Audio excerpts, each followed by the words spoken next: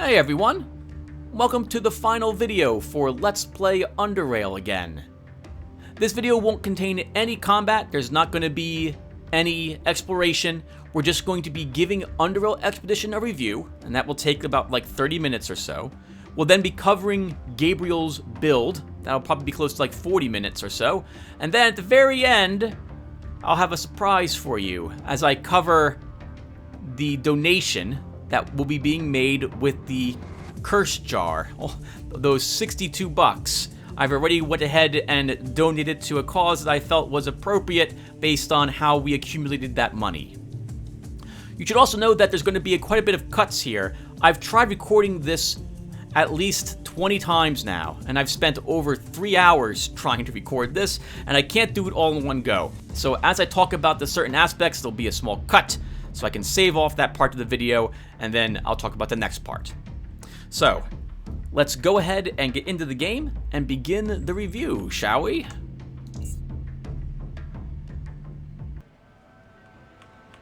Alright everyone, so before we begin, you should know that in the comments section below, I will have detailed the categories that I rate a game on when I review it, and the amount of points a game can get based on those categories.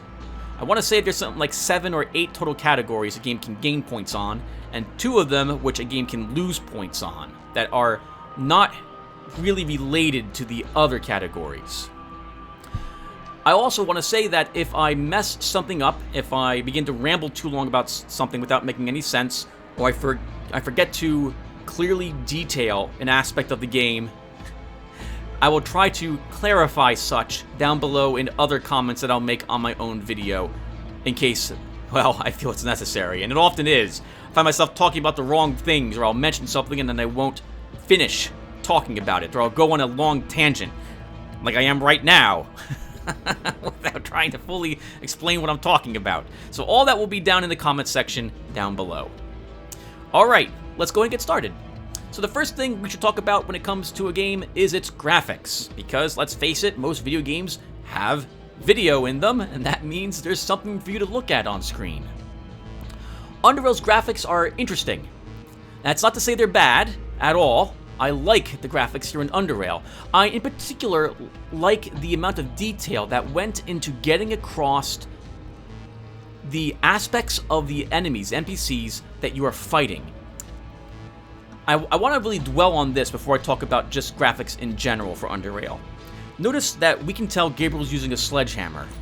And if I was to switch his weapon, here he's not using anything. But if I put a crossbow in his hand, there we go, I can tell that, hey, look, he's got a crossbow.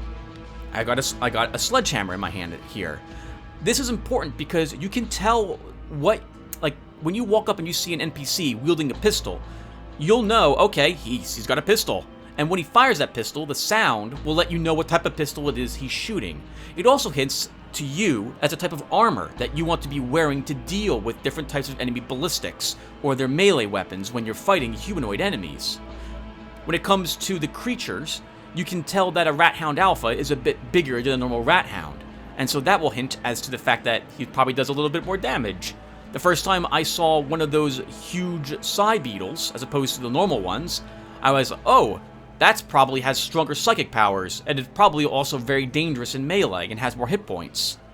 The same thing goes for, let's say, pigs. Pigs and boars, right? They're different sizes, and thus you can tell immediately based on that the amount of threat that these creatures have when you fight them. It's not the same as, say, something like a Final Fantasy game, where the only difference between creatures, the graphic will be the same, but the creature's coloring will be different, and it might have a different name. That might hint as to whether or not it's a little stronger than the previous version that you fought. But I really like how this game went into a good amount of effort carrying across how dangerous enemies are based on the weapons they're carrying and the size of the creatures. This also carries over to their armor as well. If Gabriel was wearing an anti-thermic overcoat, you'd know, based on the way that coat looks, what he's wearing, and then you'd also know the type of resistances that armor has. He can't be set on fire. He's got decent fire resistances. Probably takes greatly reduced damage from ballistic weapons as well. So I thought they did a fantastic job on that. I think that the lighting in the game is really well done. If we turn... Of course I get a call. If we turn off the lighting, we can see that everything, well, obviously, is a lot darker. This hints as to how difficult it would be to find traps in this area. And if we had stealth, we would want to know which areas are dark because we want to stay in them. So this way we have an increased stealth level. I also really like that our portrait is in the dark. That's a very nice touch. They didn't have to do that, and I like that. It flickers also when you're in candlelight or torchlight or campfire light as well. Very, very well done overall. Everything that you see is also easily recognizable. The shelves, you can tell they're shelves. You can tell this is a workbench. If we were to go upstairs, we'll be able to see our bed, for example. Areas that you can traverse that lead you to a that don't take you to a loading zone are in blue. Others are in red. That hints as to you can go up here without zoning from a battle. Or we could take the red area to be completely safe afterwards and heal ourselves up and walk back into the area that we had been in. They did an amazing job overall, I think, on every aspect of the graphics of this game. Now that said, the engine isn't, well, it's showing its age, I suppose I should say. It pains me a little bit to say that, because of how much I really do like Underrail, but, it's not Doom 3 graphics. Now, maybe you would say, well, Tim, you shouldn't expect Doom 3 graphics in a turn-based strategy game. Yeah, but it could have looked a lot better. So I can't give the game a perfect 3 here. So, the game gets a 2 for graphics for me. It's very nicely done. You can tell what enemies are wielding for weapons. You can tell what they're using for armor. Everything has a great look to it. Oh, and I also want to quickly mention that the different areas of the game convey their theme very well. The murder site in Evelyn's underground bunker, for example, that was really well done, and how creepy it is to walk around down there, especially if she's chasing you, is well done also. That area that you walk along the trails, the train rail, and it gets dark. There's a flickering light near a ladder, and you see a dead crawler on the ground. That's a very nice hint that you're about to fight one of the most dangerous enemies that the normal game can throw at you in this area. The way that the red plants in the horticultural center gave off that light and the locusts buzzing around in there. It was all really well done. I like the theme of the ruined NFT facilities. The deep caverns felt different as well than the tunnels up here did. Core City feels like a city to me, as opposed to Camp Hathor, which feels more like an outpost on the river where they hunt all the animals that they need for food and they send that to other places. It's really well done. So again, I give the game a 2 on a scale of 0 to 3 for graphics. Sound is next, everyone. So, although there's no voice acting in this game, I don't think that's a detriment to it. I actually find I prefer most games to not have any voice acting. There's only been a handful of games where I thought the voice acting was extremely well done. Most of the time, I kind of want to dock a point or two to it. So I'm very glad this game did not have any voice acting in it. Given the amount of text that there is to read in this game, that would be a monumental, a Herculean task for them to actually have done. And I'd be worried that they would have half-assed it, like Disco Elysium did.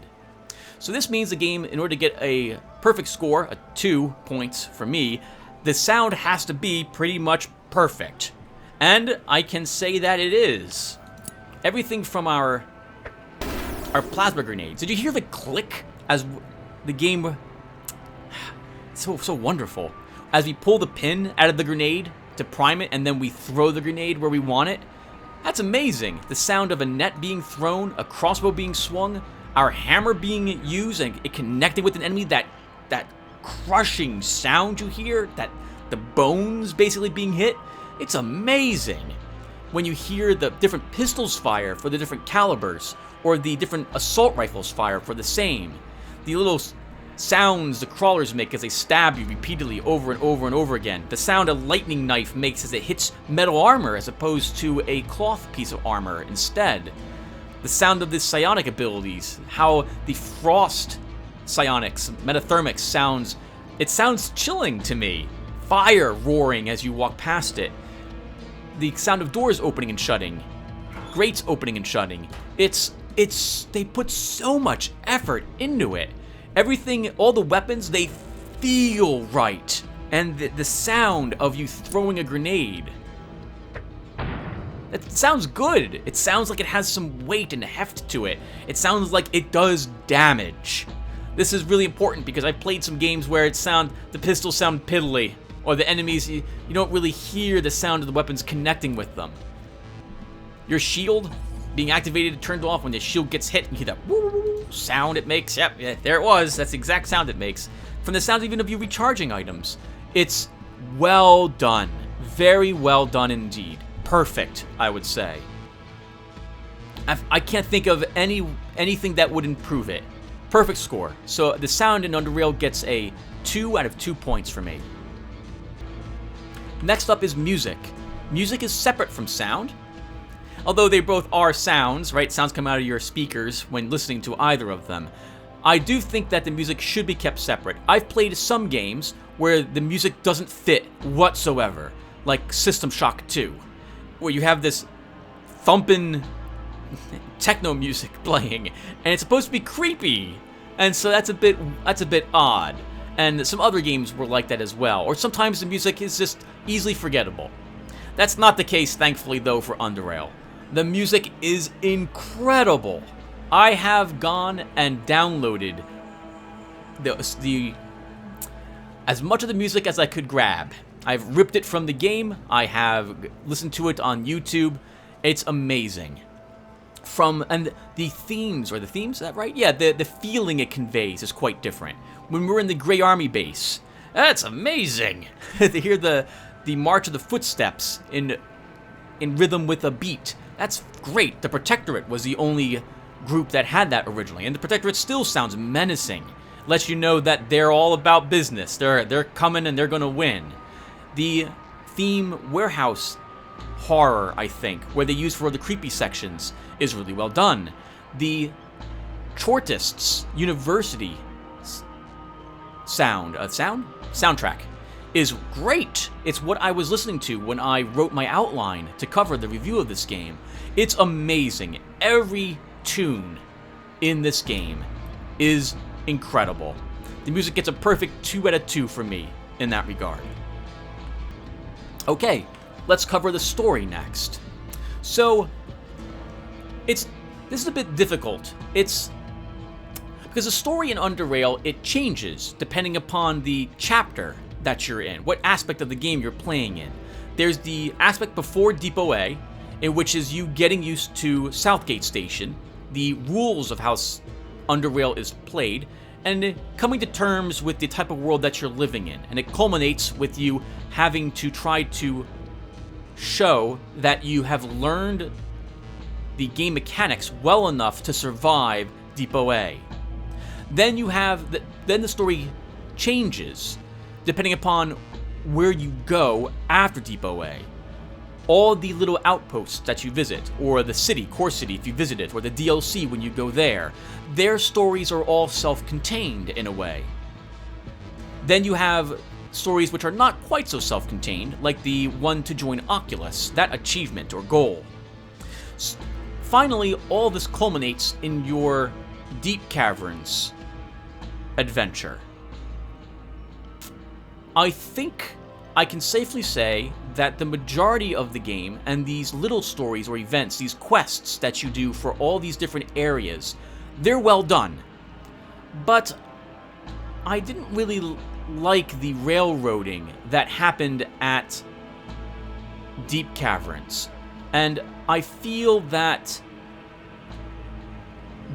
for some reason, if you're going to introduce someone like Six, and then have this idea of trying to save the world at the very end, I feel that they should have sprinkled that around a little bit. Maybe early on in Depot A, you see him just briefly, and as he teleports away or vanishes. And then maybe later on you see him, and he actually stops to look at you, and then he vanishes again, or something of the sort, letting you know that there's someone's here, and you don't know too much about him. Maybe you find a little bit of information about him, or he addresses you once before the Deep Caverns. I guess that's true. He does show up to say hello to you in the Institute of Chort, but I think that they should have sprinkled him around a little more, and or hinted a little bit more about what the end of the game is going to be like before you're in it. So, although I like the story for the most part, I can't give it a perfect 3 here. There's also the occasional spelling error and or grammatical problems with the text. It happens very infrequently, but it's here or there. It's not really fair for me to drop a point, I think, on the story in that regard, given the amount of text that is in this game. There is a huge amount of writing in this game. Vast amounts of it. Much more than many of the turn-based strategy games, especially the isometric, grid-based combat games like, let's say, Fallout that I've played. The only game I think that can come close to this would be Final Fantasy Tactics. And even then, I think this game probably has more text in it than that game has. Especially if you go ahead and read all the NFT Fold 7 devices, or was it Fold M7s? So there's a lot here. And on those Fold M7s, there's a good amount of well-written lore in those folds. They did a great job on giving you the feeling of what it means to be an adventurer here in Underrail. This isn't just any post-apocalyptic world. This one has been lived in for some time, and time. Is that right? Oh, I think I'm messing up. Let's keep going to force our way through it. There have been megacorporations which have existed and perished, all within the underground world we live in. They didn't exist, to my knowledge, up on the surface. They existed solely in the Underrail area. That's how much time has elapsed, how much time humanity has lived down here. So, overall, the story is good, but I think not perfect. And I wish they had led you into Deep Caverns in a different way, and there wasn't so much exposition, which is laid at your feet right there at the very end of the game. So I give the story a 2 on a scale of 0 to 3. Next up, gameplay. The combat is amazing! By far and away my favorite aspect of the game. So much that I seek it out whenever I can. I want to test my character build against every single group of enemies that I possibly can test it out on. I love how different all the enemies feel as well. Locusts in the DLC are different than the Ironheads, who are different than the Crawlers, who are different than the Lunatics, who are different than the Bladelings. It's amazing. They did a fantastic job on you having to worry about all sorts of different types of enemies. One build will struggle to meet all challengers the same way. Garrett had a easier time facing certain types of enemies than others. For example, the crabs gave him a really hard time, but even then I was able to find ways to deal with them because of the different types of crossbow bolts I had. Gabriel here, there is no way he would survive in the Fetid Marsh. We didn't even attempt it. I didn't even step foot in there because I know I need ranged capability there. That's not something I get, so that's pretty much not on the cards for poor Gabriel. So it's incredible because of that aspect, I think.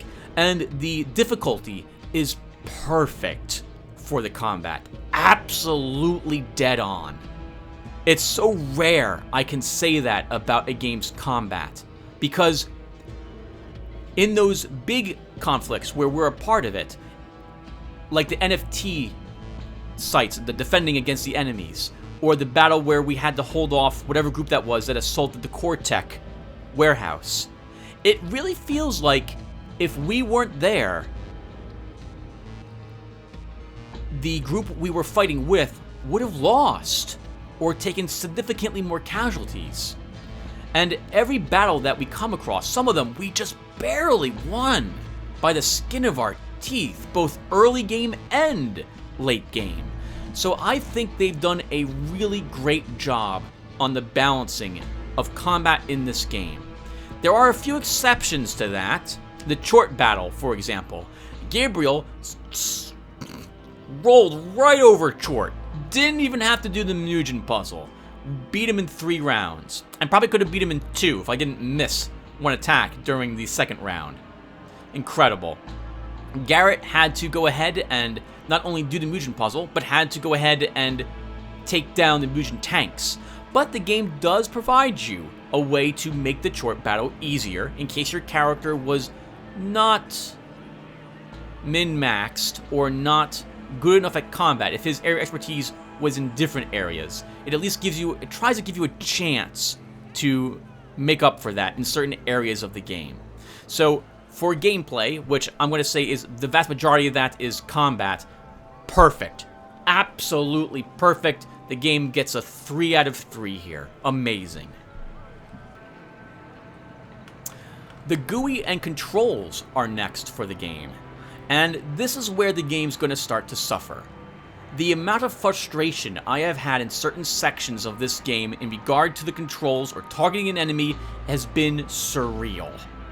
I can't target a creature because it's hiding behind a door and the game won't let me target it, it only lets me target the door. Or I walk up to target a creature and my character instead loots a corpse right at their feet. It is extremely difficult to navigate how to craft in this game as well. So take a look at this, for example. I want to make a new shield. It's called Shield Emitter. That's not what's called over here. It's called Energy Shield Emitter. I want to make a new grenade, an HE grenade. It's not called HE grenade. It's not even called frag grenade. It's called hand grenade. And so you have to know the differences. It's not easy either to see what crafting.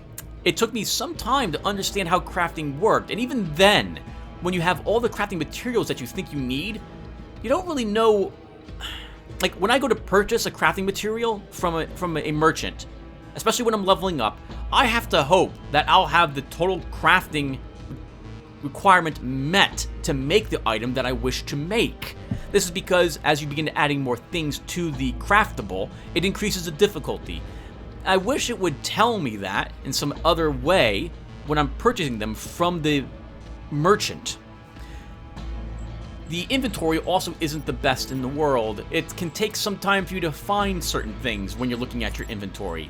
There's no... While on one hand, I am glad that there are these different filterable icons up here to let me split what I'm looking at depending upon what I'm searching for. I think this could be further refined. In fact, I wish it was. So, what else is there about the GUI? I feel like there's some more stuff I should talk about here. No, I think that's it. So, despite all these things, the game does give you some means, like holding down tab so you have an easier time targeting things, and so that most of the things in the game that you can interact with get highlighted. That's kind of nice, but still, I can't give the game a perfect 2 here. It's tempting to give it a 0, given the amount of frustration I have had in certain areas of the game. When you can't target a creature, and now you have to redo a 20-minute fight all because of a corpse or a door, that's very frustrating. That's very frustrating. But I'll give the game a 1 out of 0 to 2 here. Speaking of frustrating, another category on a game is bugs and the amount of frustration that I've had with those bugs. Now, I've already dropped a point from the GUI and controls based on how targeting sometimes works and how difficult it is to navigate the crafting interface. I encountered, to my recollection, no bugs with Gabriel during my playthrough of the game. Garrett had one where the game wouldn't load a zone, and I had to do a bit of finagling to get that to work, but by far and away, there's no bugs in the game. There have been a few in the past, but Stygian Software has been good to go ahead and patch them out, and because I didn't encounter any in my playthrough of it, I won't dock any points for bugs and the frustration that they cause. So well done, Stygian Software. No bugs when I played through your game. Alright, so, unless my math is wrong, that's going to give Underrail, on a score of 0 to 21, a 13. I already hear the complaints, I know, but let me explain. This is a solid game with an interesting world and phenomenal combat, but it's marred by grinding and some balance issues. It could be so much better, but the fact that I download and use the cheat engine and the cheat table to make the merchants refresh their inventory, and I won't play the game again without that. I know I won't now that I've used it. That tells you that there are some problems with it. And the frustrations I've had with the occasional combat where I haven't been able to target something, or the amount of crafting and how tricky it is to do that means I can't give it a higher score. And that's a shame because it's a good game.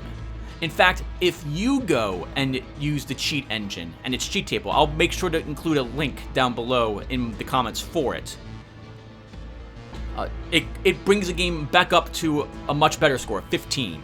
Now, you should also know that there's only a very few games that get a higher than 13 from me. Games I really enjoy playing tend to get anywhere from like well, they tend to reach about a 12 on the scale. So a 13 for me is good. And again, if it wasn't for the grindiness of some aspects of this game, it would get a 15 from me. But unfortunately, the way merchants work, the way Super Steel works, how Oddity makes you grind, and how certain aspects of crafting will make you grind as well. In fact, one of my characters I just was playing through the game with, Blade, I farmed siphoners to try to get some siphoner leather armor so I could craft acid resistant armor for my trip into Depot A, and I couldn't get more than 2 of them to drop leather, and then I tried waiting around for them to respawn so I could try it again. There's problems. There's problems with it. So it gets a 13. It's a good, solid game, but it has some issues with it. I'm willing to look past those problems, and I can recommend this game to you if you want a well-crafted combat game he's not going to hold any punches when he punches you in the face for building a character incorrectly. It's very difficult in this game. And it's rewarding in that regard. Making a great character and seeing them level up, it feels good. And if you download the cheat engine and use that cheat table, it will remove the grindiness, most of it, some of it, from the game, and make it a little more playable, in my opinion. More, what's the word I'm looking for? Palatable for a newcomer coming to the game. Alright, and I think that's it for my review, everyone. I hope it was acceptable. I know some people are like, Tim, you love this game, and I do. But I have to be honest with my review of this phenomenal game, I think, because it's got problems with it, so it's not perfect. So hope you guys understand that. And with that said, I am now going to talk about Gabriel's build after I save this part off. Shall we? So first off, the stat allocation at the beginning of the game. I'm pretty happy with this, how we ended up. We only lowered perception and dexterity. We can see that our effective perception is 3 because of the helmet that we're wearing. But overall, I thought this was pretty good. The will of 5, well, the only reason I have a will of 5 is so that we don't lose points through intimidation, which I thought was going to be... I mean, this was useful in the end because it allowed us to pass a few dialogue choices, but in retrospect, I think I'd rather have left Dex at 5 and lowered Will to 4. Given how useful Yell is, which it's not useful. It's not very useful. Yeah, I think I would have Dex at 5 and Will at 4. If nothing else, then because fishing is damn near impossible. Well, not impossible. It's not damn near impossible either, but it's difficult with a Dex of 4. Holy crap. We weren't able to get a single shrimp. We did get lucky and got a ghost face in the sewers of Underrail at one point. But, so these stat points, let's talk about them. So let's focus on each individual one. So the high strength, early game not having a high strength, that was rough. Because a sledgehammer user who is crippled, and someone who wears metal armor who is crippled, who doesn't have the strength to wear that stuff, having no action point and having a little strength, that's tough. And Stygian Software informing me that a critical hit by a character with crippling strike getting 2 stacks of it on us? That's painful. I mean, I don't think I would have done things differently, but having a higher dex might have increased my throwing just a tad, and that might have let us use nets a little more efficiently to keep knife throwers away from us. Knife users away from us who weren't crippled as often. The 13 strength, this was very nice. I liked being able to carry all the extra weight. It's obviously kind of required if you want to wear metal armor and use a sledgehammer. And I was very happy once we maxed this at level, what was it, 26? We got the improved strength feat. Even when it was sitting at 11, I was a lot happier than when this was, I think it started at 7 or 8 for us. So, it was pretty rough. But I can't think of any stat I would have liked to have lowered to 3. I at least want 4 in all these skills. So a dex of 4, that was kind of painful, especially because I was using throwing fairly often. In the end, we have 130 freaking points in throwing, so having that at 5 would have probably been a much better idea. I think we could also take Grenadier if this was at 5. In retrospect, I should totally be taken instead of Yell, for example. But in the end, I'm kind of glad I have low dex. This is probably one of my only low dex characters I have ever made, so that really drove home how you don't really want to have a low dex if you plan to use throwing or fishing in the game. Agility of 6, the only reason I have this was because of sprint. Otherwise, this would have been at 5. So I don't really have an opinion of Agility of 6. Constitution of 10, this was nice for the Thick Skull feat. I don't know how I feel about Thick Skull. We would have had to farm for more Iron Gut pills, and I didn't really use those very often in my gameplay. I relied on Thick Skull, and I don't know if Thick Skull's better than being stunned. I suppose in a way it is, because you can still at least do something, but you can be stunned, like you can be dazed over and over and over again. I think we had entire battles where the entire time I was dazed. That's also very frustrating. So I don't know about a 10 Constitution. Maybe I should have dropped this. In retrospect, I'm thinking maybe Constitution of 9 would have been fine, and +1 more early point in strength instead. And we don't take Thick Skull, and instead I rely on bullhead drugs to keep myself from being stunned when I absolutely need to. I'm pretty happy with the perception of 4. It, of course, dropped to 3 with the helmet, but the juice would increase that to 4 again whenever I needed it. I know generally where all the traps are in the game, so I know when to use the juice to find them. I think early on, when we weren't wearing a helmet, this was actually really good. The 4 perception let us actually see the traps, especially combined with paranoia. And so I'm glad this was at a 4. I'm also glad I kind of lowered it to 4, because I really needed that point someplace else to start. Again, Will of 5. Why a Will of 5? Because I was hoping for some more intimidation. In retrospect, this should have been a 4 instead. Intelligence of 6, this was taken for those feats for crafting. I'm also super glad we had Intelligence of 6, because that was enough to give me the effective skill levels that you saw, which let us do the crafting for that amazing Thunder Hammer that we wielded at the very end of the game. So overall, if you're going to make a Gabriel like I did, I'd say lower the will to 4 and put that point back into dexterity. you might also get away with a Constitution of 9 and put that point into Strength early on instead. I rushed for Thick Skull, and in retrospect, maybe that wasn't a good idea. I'm not 100% sure, but you could probably get away with 9 Constitution, no Thick Skull, grab the 14 Strength, and you benefit from Second Wind, which makes you immune to stuns for 2 rounds. For our skills, throwing ended up with 130 points in it. The only reason it's this high is because I was finding traps here on normal with our low traps finding effective skill of 13, because we could use the juice to raise our perception back to 4, combined with paranoia and the stuffed bat, and if I really needed it, I could put on some detection goggles. That let us find the traps. So a 3 I think would have been too low, so we would have walked over all the traps. It would have been fine. We can probably walk over a single trap without dying. I just would have had to use healing items in between each time, wait for the cooldown to expire, and then keep going. Traps aren't that dangerous with the metal armor, especially ones that has heat resistance on them, but I'm still kind of glad that we were able to find them. I'm sorry, I'm going into traps right now.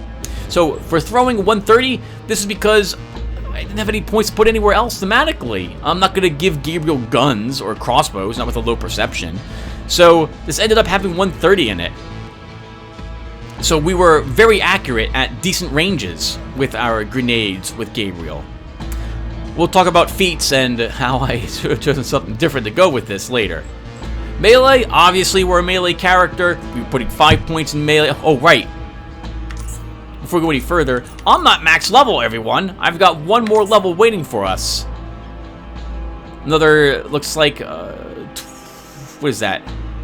10, 15, 16,000 experience points away. So I still have another 40 points to put in things. I have no clue what to put them in. I don't need them in anything. So we max melee. This is obvious because we're a melee character. Always max out your offensive abilities. Do it. Just do it. You'll be glad you've done it. I can't recommend it enough.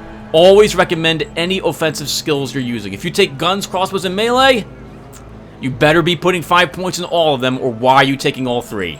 So, glad we maxed that out. Hacking? I mean, I took this because I didn't really have anything else to put points in. I could have put these in traps to guarantee we found traps, but I kind of feel if you put points in traps, you also want to be able to use them, and I wasn't going to use them with Gabriel. Traps and stealth kind of go hand in hand together, because it lets you put the traps more forward of field. So, I wanted something here. I'm not going to take dodge and evasion, not with metal armor, because our effective levels here drop dramatically. It's as if we don't have these at all. And so, well, why not take one of these skills? So, hacking seemed to make the most sense to me, given that it's reliant on our intelligence. It also synergizes with electronics, so we benefit from it in some aspect there. Having 130 less hack everything in the end, and maybe saved us a little bit of time finding the key cards. Stealth, obviously, we didn't take stealth, we're a metal armor user. I suppose we could have had, like, with an agility of 6, that lends into using stealth because it's based on agility, but that means carrying a set of stealth armor with me to sneak past things. It also, generally for me, means interloper. It would go well with tabby boots, which kind of does work for the build Gabriel has of a melee sledgehammer user. That would be 3 swings from a sledgehammer instead of just 2. No, but I wanted Gabriel to use metal armor, so no stealth for him. And on normal, it turned out this was perfectly fine. Only 1 point in traps, and that was because I thought I was going to increase traps. That is totally a wasted point, just sitting there on its lonesome. But it's just 1 point. 1 point, especially at the end of the game when the character's build has become into its own and you're utilizing it to its fullest. It's not going to matter losing 1 point. Don't put 1 point in traps. If you build your own Gabriel, you're not going to need it. For technology, we needed all of this. The mechanics and electronics, those let us build our better sledgehammers and our metal armor going as we leveled. our electronics. In particular, let us build our amazing shields, the taser, which I stopped using because I was just killing everything. I didn't need to worry about tasing things in the end. Let us build our simply incredible shock Tichrome sledgehammer. The best I think I have ever seen. That is truly an amazing weapon. Holy crap, it let us 3-round chort, for crying out loud, without having to do the musician puzzle. Jesus. This is freaking amazing. I'd say broken, but look at all the points it required for me to be able to build that hammer. So, a chemistry, this let us build the MK3 grenades, MK5 grenades, which I was using, our MK3 EMPs, and our plasmas MK3s. Fantastic, glad we took, I think, chemistry for that. Biology, I was hoping to make better use of this. I'm kind of glad we did take biology. It let us make the jumping beans, which you saw me using pretty often. Jumping beans would have been better if we were building an evasion and dodge character, because it increases our dodge and evasion, but those 10 movement points over several turns, they're still useful. They're still really useful for us, right? How much do they guarantee us? 10. And it gave us a flat 10 movement points. We didn't lose any of them thanks to our armor. 4 turns, so you sacrifice 10 action points for 10 movement points, and you get those 10 movement points, I think, immediately the turn you use it. So if you were moving anyway, it's not like you don't lose them. And then you have 10 extra movement points for 3 turns. I think it was fantastic.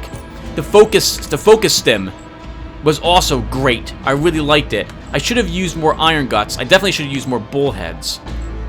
I wasn't really able to make any of this stuff because I didn't bring the macrophage with me, or I would have been using super soldier drugs in a few of our battles as well. Twitch was kind of useful on the 1 or 2 times when I did take it, and it helped. Aegis was helpful too. I am glad we eventually had Aegis and I remembered to use it a few times. Shame, I never found the super health hypo recipe. I wonder where that was located.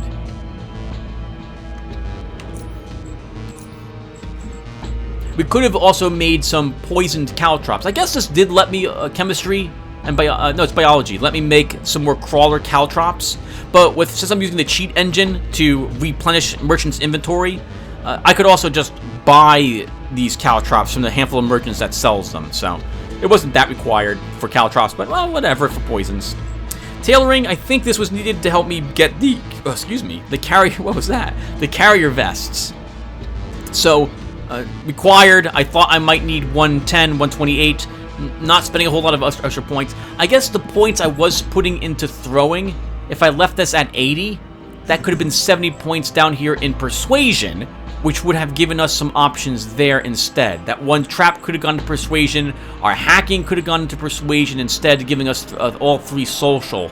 If I was going to do that, will at 5 would have been a better idea, would have worked. So if you're going to drop your will to 4, this would probably be okay. So intimidation, I took it because I've never played intimidating character, and I felt, well, this would make sense. Why not? Gabriel isn't an imposing, intimidating figure. Thematic reasons, let's give him intimidate as his social skill. It helped in a few places where I took it. I think it might have saved us from having a battle or 2. I think persuasion would have been better in almost every instance than intimidate, though. So you could probably drop intimidate and put those points into persuasion instead. Especially because this plays nicely with mercantile, and intimidation doesn't play well with anything else. For mercantile, really glad we had this. This gave us a lot more money. We were able to afford all the super steel that I ended up using. We were able to afford the jet ski that we purchased. I didn't even purchase one with Garrett, and all those upgrades for our home. Every point you put into mercantile gives you some return as well, even if you don't intend to use it on mercantile checks. Having even 20 or 30 points on mercantile still gives you a little more charons and reduces the prices by a little bit for those points. So I'm glad we put points in this. In retrospect, again though, I would have taken persuasion instead of intimidate. We'll go over here for the specialization. Armor sloping. I am glad we had this. This reduced the weight that those pieces of armor gave us and let me just eke out a 50% armor penalty on our chest armor, which is exactly what I wanted in order to gain the hit point bonus and be able to use Super Slam effectively. So I am glad we had armor sloping with those 2 points.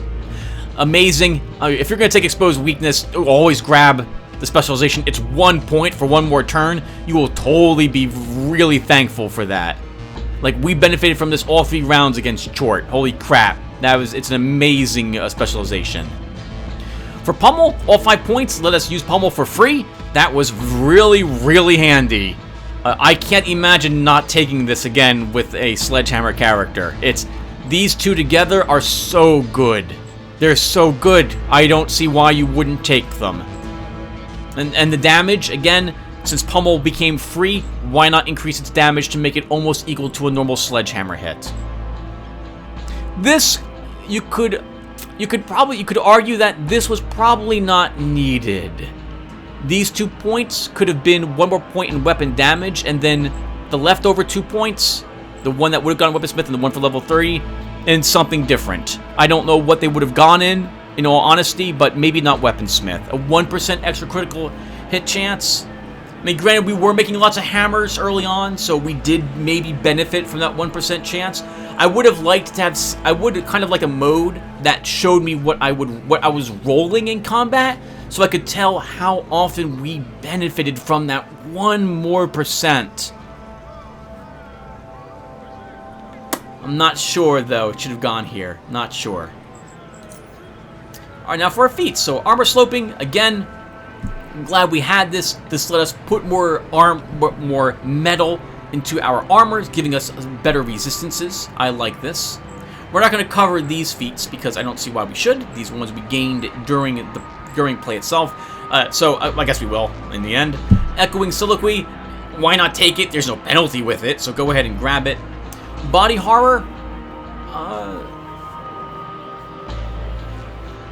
reducing our resolve is horrific, but that increased 3% crit chance against humanoids and non-insectoid critters, which is like cave hoppers, for example. So that's basically useless, but against humans, it's pretty useful.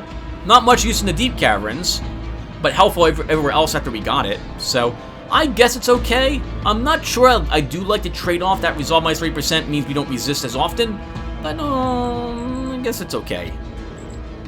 Expertise, probably not as needed. Sledgehammers do incredible amounts of damage, so expertise is not as critical. Not compared to if you're using, say, a pistol, like a 5mm guy, or you're using a dagger. But I think I'm happy with it. That gave us 20 more extra points of damage on non-critical hits, and that helped our sword as well. So I'm content with expertise. You do extra damage to critters with Hunter. You get that for defeating the Camp Harthor boss, which is, well, not Camp Harthor boss, but the one quest Camp Harthor has you do to fight the Rat Hound King. You know, it's free, doesn't have any penalty. Why not take it? Juggernaut, amazing. I really liked all those extra hit points. I think that kept us alive once or twice at the very end there. So I'm glad we had this. Getting that armor penalty of 50% exactly. I think 50%. Was that the case? 50%. Perfect. Absolutely perfect. Really, really glad to have Juggernaut for all those extra hit points. Probably, you could argue, taking this even earlier would have been more helpful, but that would also mean wearing metal armor much earlier. And it's hard to find just 50% metal armor early on that you don't craft yourself. And as we saw, those early, not having any movement points. Oh my god, that was horrible. That was just horrible. That was horrible. Absolutely nightmarish. Oh, I'm so glad for our boot-springed metal boots. Jesus, that was painful. Naval combat, it's only beneficial. Can't see why you wouldn't want it. Nimble, because nimble doesn't impact the Juggernaut armor penalty. Like, it lowers your armor penalty threshold, but doesn't impact whether or not Juggernaut gives you its bonus. You should take it. It's incredible for metal armor. Basically it gives you 15% more movement points, which is great. That's an extra, like, maybe even 6 or 7 more movement points. That's really helpful to take nimble. So I'm glad we took it. I like Paranoia. Getting 5 more initiative is fantastic. Having reduced chance to be critically hit, especially because we're wearing a helmet, which further reduces that chance, is very nice, and increases our detection, which is fantastic. Overall, I really like Paranoia. I take it on almost every character that I have. If nothing else, then for the flat 5 initiative bonus, it's great. But the extra detection is also really useful, so I like Paranoia. Quick Pockets, having 3 utility slots instead of just 2, that is fantastic.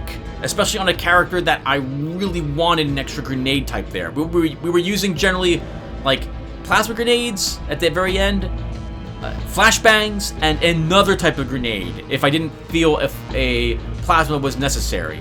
Being able to swap out grenades for our nets on occasion, that's also kind of useful. I like that too. So I'm glad we took Quick Pockets. Can't imagine playing Gabriel without Sprint. I really can't.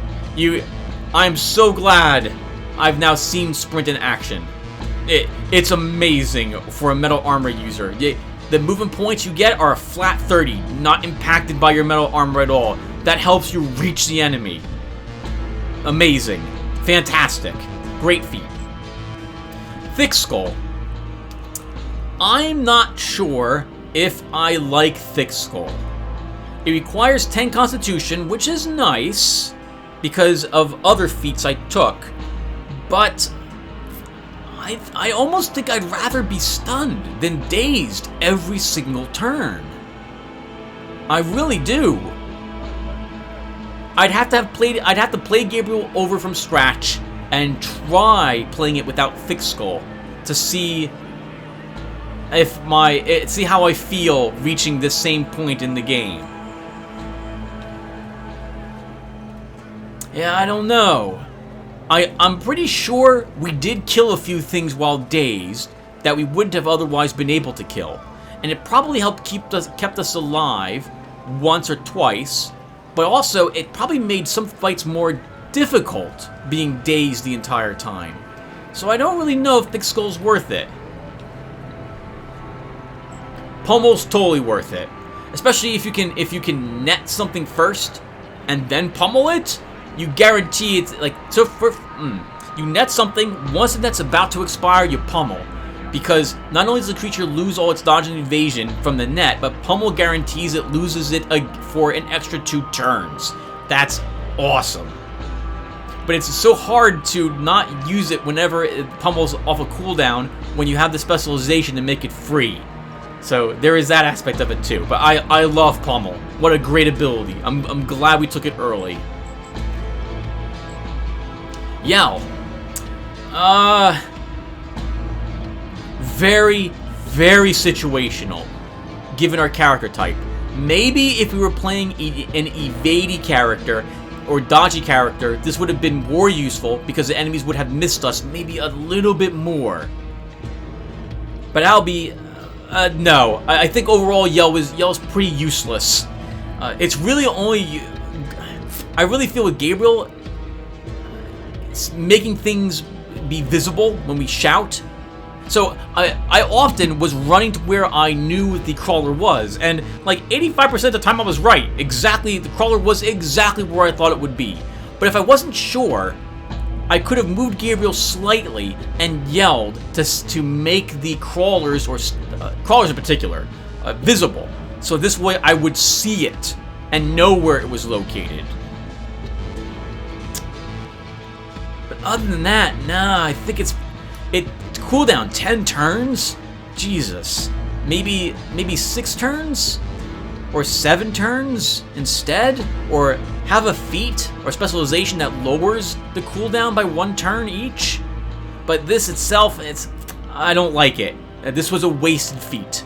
maybe it made sense thematically for me to take it, like Gabriel shouting at the enemies as he charges them with the sledgehammer. But use-wise, if this was hard difficulty, oh, that's a wasted feat, and you can't afford any on harder difficulty levels. So no, I would not have picked Yell in retrospect.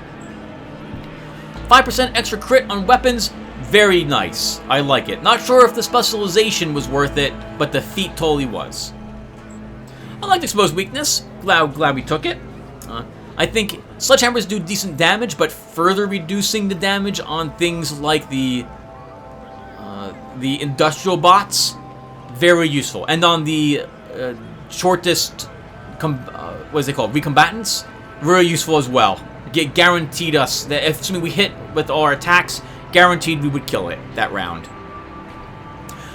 Guard is nice. It was more nice in the beginning of the game when my armor wasn't guaranteed to block all the damage. But later on, like, okay, most of the time the creatures that are hitting me, Guard, like the armor's going to stop the hit anyway. Guard's not going to be that helpful. And it only works on melee mechanical damage. So, it's okay. You probably don't need Guard. If you're gonna replay a Gabriel, I'd say you could probably skip Guard and take a different feat instead. Super Slam. Many people don't like Super Slam. I thought it was great. It worked really well with my other feats. Having Juggernaut to give me an extra 25% life that's damage for Super Slam.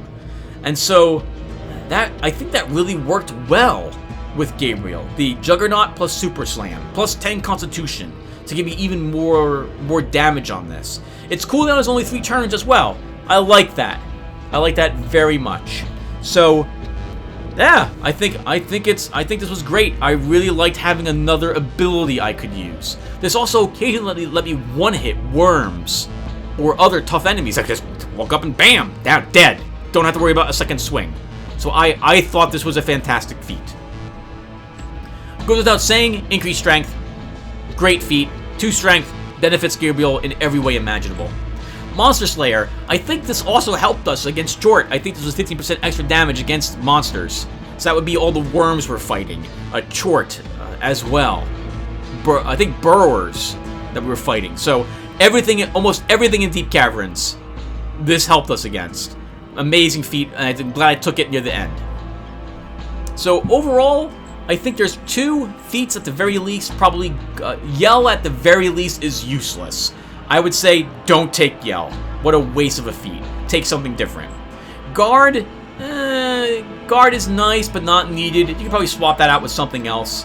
Thick Skull as well. Still not sure if Thick Skull would be what I would consider to be worth it. You could make an argument that you could deal with a little less movement points and drop Nimble for something else, but I don't really see a whole lot of anything else that would be useful. Let's look at these together. So conditioning could have been nice for an extra, at the end, 15% damage reduction.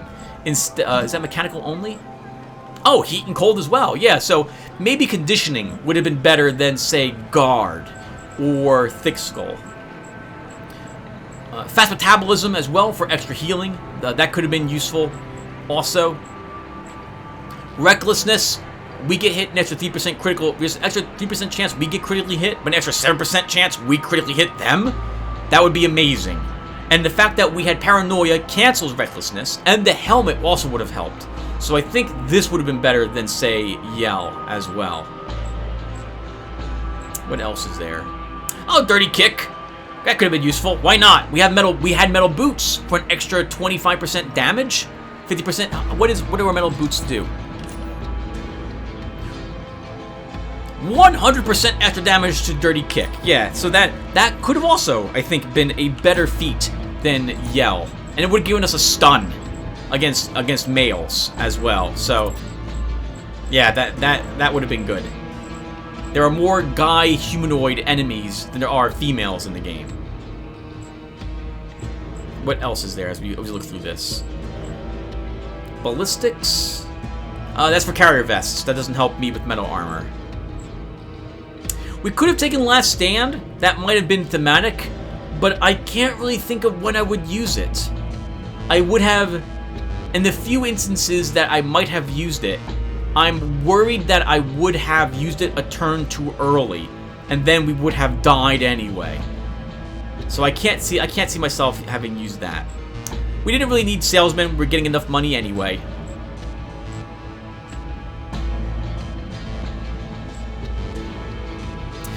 Bonebreaker. No. I think Bonebreaker's a trap. So maybe on harder difficulty levels when the enemies have more life, this might be a little more useful. But the problem is that they only work really against... They have to work on creatures that have ribs. So that's going to be things like dogs or humans, right? Not... it's not going to work against worms. It's not going to work against robots. And they take an extra 25% mechanical damage from our... it's either fists or sledgehammers. Well, we're using sledgehammers. And that means that they're going to die anyway, given like another 1 or 2 solid hits. So I don't see Bonebreaker really making a difference for a sledgehammer build, in my opinion. So no, I don't think that's a good one. Taste for Blood could have been maybe useful because we would occasionally put a bleed effect on someone with our end gear armor, but I don't know. I don't think so. I don't think so. Brutality, I saw a 50% chance to instill fear. Many things are immune to fear. So, and chasing something that's running away with Gabriel is annoying. I'd rather things be fearless. Just like in 4th edition Warhammer 40k. I'd rather be fearless. This way they stay in combat and stay with me, rather than trying to run away and then suddenly I'm out and exposed. So no, I don't think Brutality is a good feat in that regard. We're not really benefiting from critical power, so that would not have mattered. Heavyweight would have added an extra 50% to the critical damage bonus of our sledgehammer attacks. That could have creatures tended to die anyway when we critically hit them. That would have guaranteed it. I'm nervous that bodyweight training would work against Juggernaut, so I didn't take it.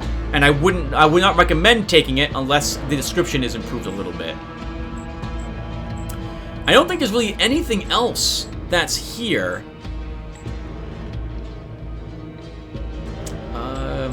I don't think there's any other feats that we could even benefit from.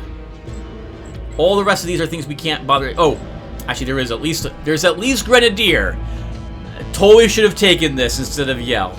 The only reason why I didn't take this during any of my builds during this Let's Play is because I kind of wanted to play a character who didn't throw grenades all the time. The bad news about that is this means several areas are off limits for Gabriel, like the Fetid Marsh. I'm never stepping foot in that place without Grenadier. The amount of ranged combat you need to do, and we don't have any ranged combat, is unbelievable. So no Grenadier for us. I'm sorry, no Grenadier, but you should take Grenadier. Oh wait, but you need a dex of 6 for it. Oh, what did I take? The Will of 4 raises dex to 5, and then I guess a Constitution, then you lower that to 9. Don't take Thick Skull, raise that to 6, and then that gives you Grenadier instead. Yeah, I think that might have worked. Maybe.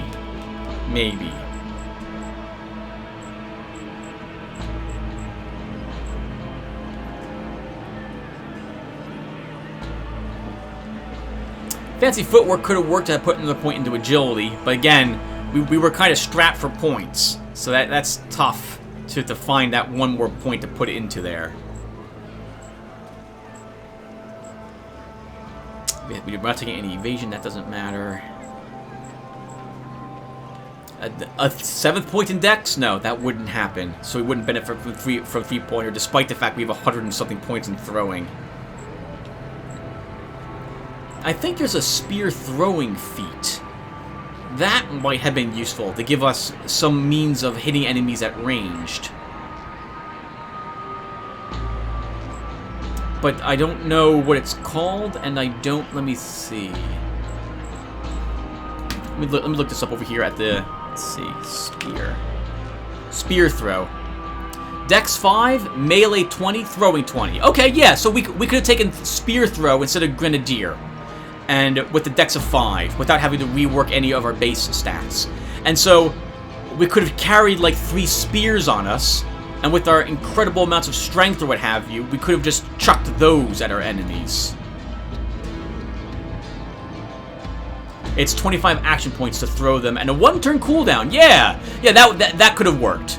Actually, so instead of yell, drop the will to 4, take a dex of 5, and grabs spear throw, and then carry like Gabriel has 3 spears on his back, and he throws those at his enemies for when he needs to, when he's netted, for example.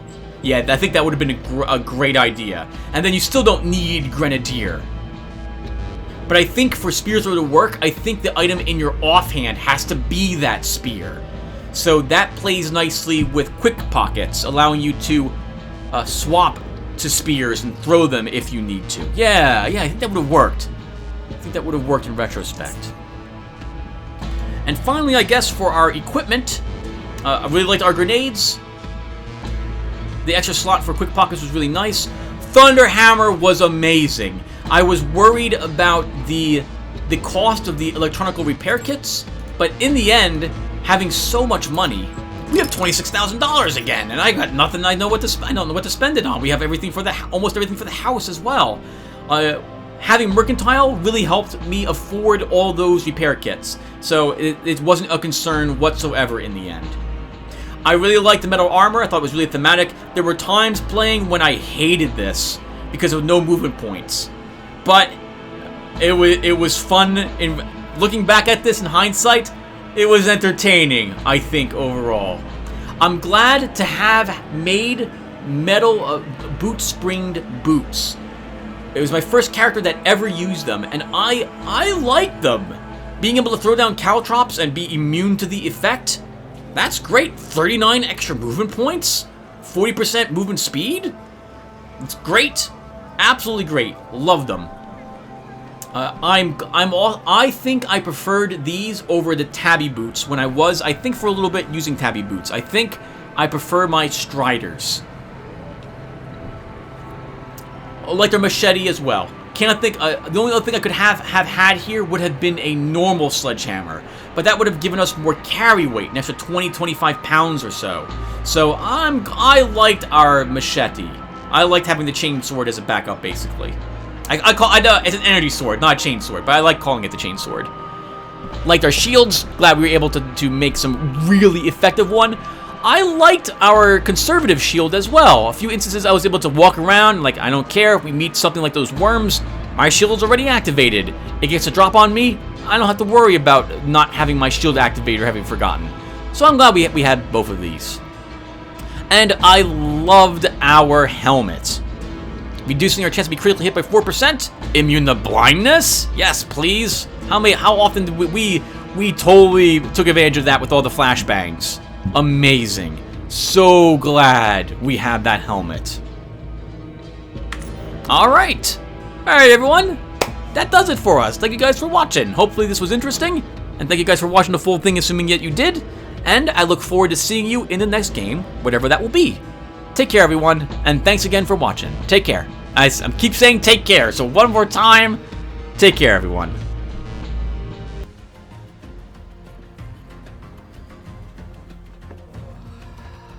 Of course, we have to end the video with me saying hello as well as goodbye, don't we?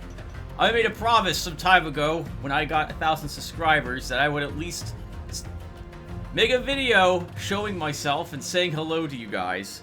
I want to do more than just this, but this seems like an appropriate spot to introduce myself to you guys in person.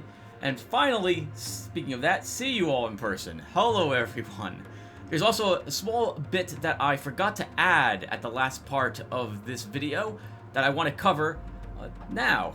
In particular, what am I going to do with the change?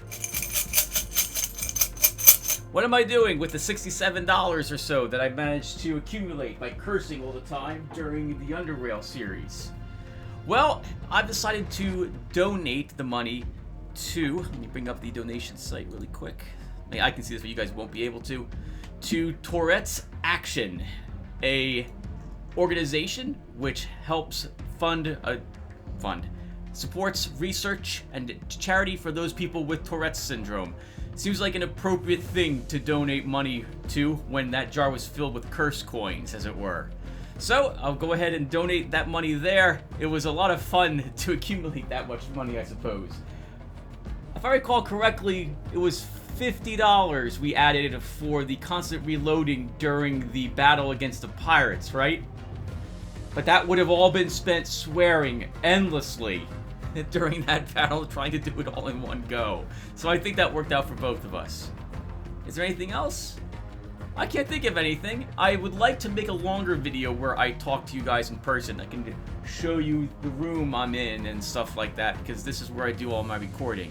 It was finally good to at least say hello. I told you guys you'd be disappointed when you finally have seen me. Anyway, that's finally it. Thank you guys for watching, and I will see you all in the next video, whatever that one will be. Take care, everyone, and thanks again.